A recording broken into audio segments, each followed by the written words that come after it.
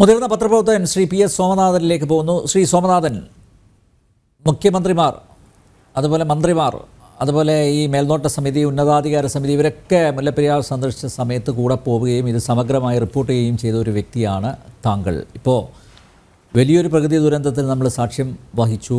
അപ്പോഴാണ് വീണ്ടും മുല്ലപ്പെരിയാർ വിഷയം ചർച്ചയ്ക്ക് വന്നത്. ഇപ്പോഴെങ്ങനെ കാണുന്നു ഈ വിഷയത്തെ?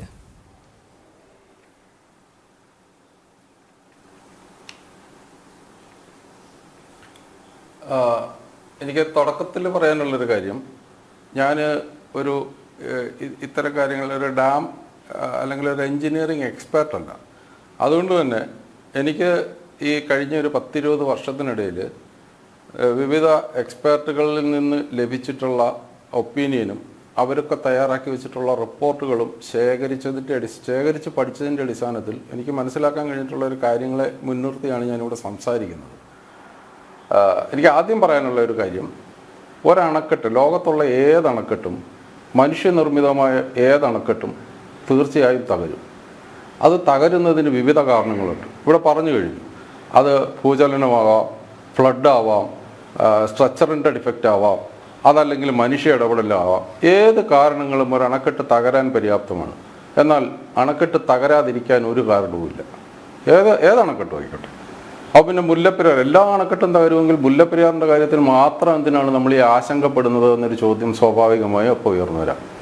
അതിനെനിക്ക് പറയാനുള്ള മറുപടി, ഏത് അണക്കെട്ടായാലും, ഏത് രാജ്യത്തായാലും, ഏത് സംസ്ഥാനത്തായാലും, ആ അണക്കെട്ട് നിർമ്മിക്കുന്ന സംസ്ഥാനം, അത് ഓൺ ചെയ്യുന്ന സംസ്ഥാനം അല്ലെങ്കിൽ ഓൺ ചെയ്യുന്ന ഏജൻസി അതിൻ്റെ ഓപ്പറേഷൻ അതോറിറ്റി കൂടിയാണ്.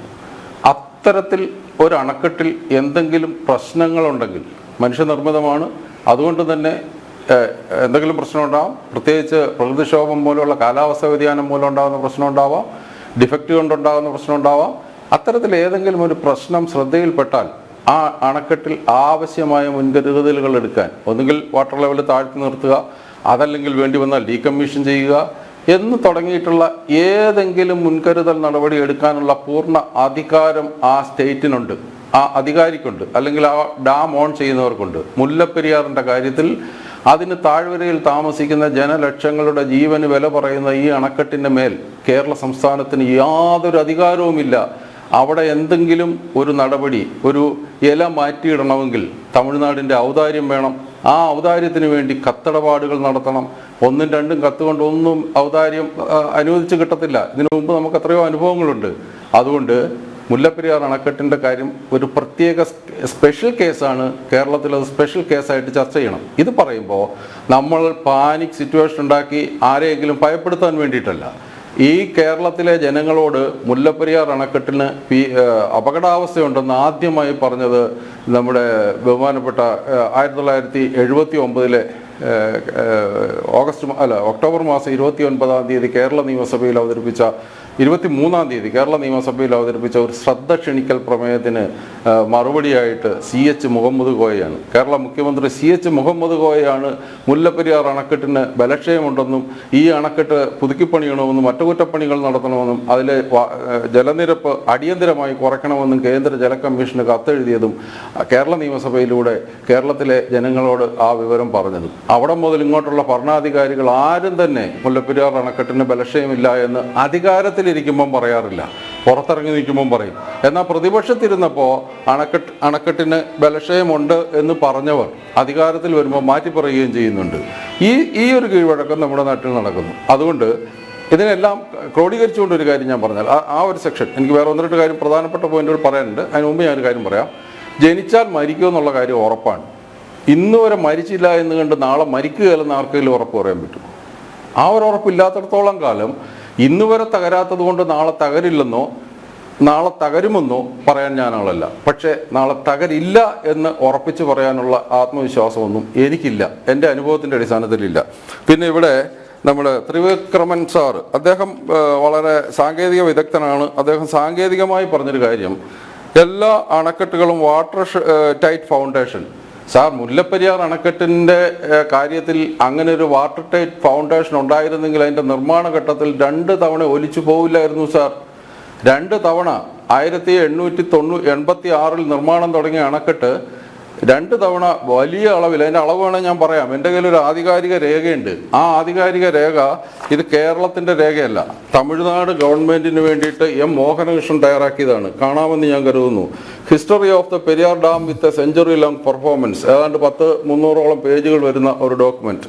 ഇതിനകത്തുണ്ട് എത്ര ടൺ കരിങ്കല്ലും സുർക്കിയും ഒളിച്ചുപോയി, എന്തൊക്കെ സംഭവിച്ചു കഴിഞ്ഞ 100 വർഷം, അതായത് 1895 മുതൽ 1995 വരെ കേരളം അറിയാത്ത മുല്ലപ്പെരിയാറ്റിൽ നടന്ന കഥകളുടെ ഒരു സംഗ്രഹമാണിത്. ഇതിനകത്ത് ഒരുപാട് കഥകളുണ്ട്. അപ്പോൾ അതുകൊണ്ട് ഞാൻ പറയുന്നത്, മുല്ലപ്പെരിയാർ 2 വട്ടം അടിത്തറ ഒലിച്ചുപോയി സാർ. അന്നെന്താണ് ഈ വാട്ടർ ടൈറ്റ് ഫൗണ്ടേഷൻ ഫലപ്രദമാകാഞ്ഞത്? അങ്ങനെ ടൈറ്റ് ഫൗണ്ടേഷൻ ഫലപ്രദമല്ല എന്ന് കണ്ടെത്തിയെടുത്ത് വീണ്ടും ഒരു ഡാം പണിത് വെച്ച് 50 വർഷത്തെ ആയുസ് പറഞ്ഞു. ആ 50 വർഷത്തെ ആയുസ് പറയുന്നതിന് സാങ്കേതികമായി മറ്റൊരു കാരണം കൂടിയുണ്ട്. സാർ പറഞ്ഞതുപോലെ, അതും അദ്ദേഹം പറഞ്ഞതിനെ ഖണ്ഡിക്കാനാണ് ഞാൻ ആഗ്രഹിക്കുന്നത്. അതായത് മുല്ലപ്പെരിയാർ അണക്കെട്ടിൽ കരിങ്കല്ലും സുർക്കിയും ഉപയോഗിച്ചാണ് നിർമ്മിച്ചിരിക്കുന്നത്. അതിൻ്റെ ജലമുഖവും പിൻഭാഗവും കരിങ്കൽ കൊണ്ട് കെട്ടിയ, നമ്മുടെ നാട്ടുകാർക്ക് മനസ്സിലാവുന്ന ഭാഷയിൽ പറഞ്ഞാലേ ഇരുവാക്കയ്യാല എന്ന് പറയും. 2 സൈഡ് കരിങ്കല്ല് കെട്ടും, നടുക്ക് മണ്ണിട്ട് നിറയ്ക്കും. ഇവിടെ അണക്കെട്ട് നിർമ്മിച്ചിരിക്കുന്നത് 2 സൈഡും കരിങ്കല്ല് കെട്ടിയിട്ട് നടുക്ക് സുർക്കിയാണ്.